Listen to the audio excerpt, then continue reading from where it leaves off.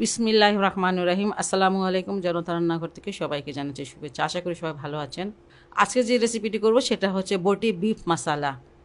1.5 table চামচ এই যে এমনভাবে রসুনগুলো কুচি করে নিয়েছি।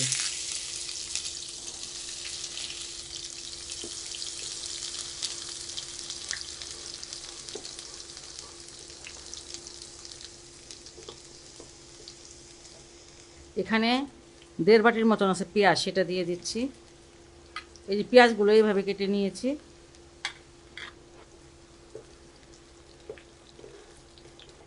পেঁয়াজ রসুনটা ভাজা হয়ে গেছে, এর থেকে বেশি আর ভাজা লাগবে না, বাকি ভাজাটুকু মাংসের সাথে হবে। আর এখানে আমি 1 কেজি দিয়ে দিচ্ছি বিফ,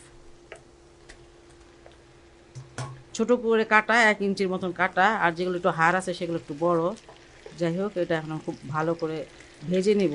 কারণ আপনারা যখন ভাজবেন, এই যে মাংসটাকে আপনারা কুটে ধুয়ে তারপরে ছেঁকে রাখবেন, মানে এটা ছাঁকনিতে রেখে দেবেন, তাহলে সব পানিটা পড়ে যাবে, পানি আর উঠবে না। আর এটা আপনারা, আমি বিফ দিয়ে করতেছি, আপনারা কিন্তু মাটন দিয়ে এটা অবশ্যই করতে পারেন, মাটন দিয়েও খুব ভালো হয়। আমি হাই হিটে এটাকে 15 মিনিট ভেজে নিয়েছি, পানি অবশ্যই উঠেছিল, তবে কম। যাই হোক, এটা